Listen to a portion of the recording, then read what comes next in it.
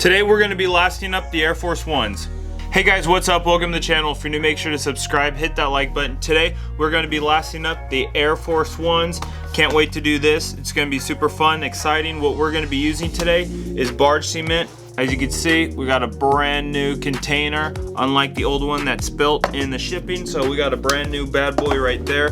We got some lasting pliers. We also got a hammer. We also got a skive to smooth down the bottom once it's all finished and lasted. We also got our nails right here. Check it down, link in the description if you want to get yourself some. I got my lasting nails as well as the lasting board on my website, so go check that out if you need it.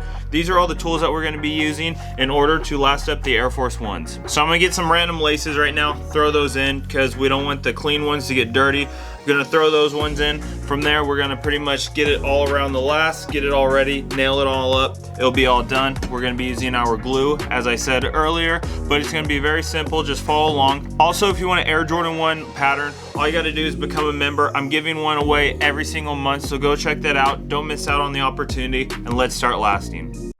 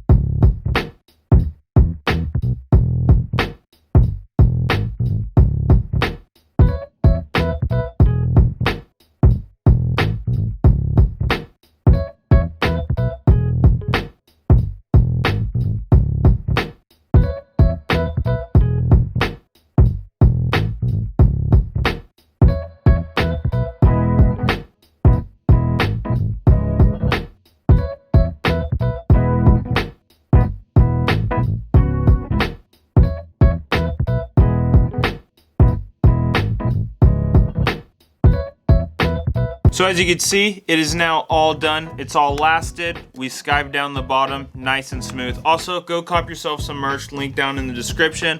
But as you can see, it came out very nice, especially with how smooth the bottom is, so we don't have any bumps on the bottom of the feet.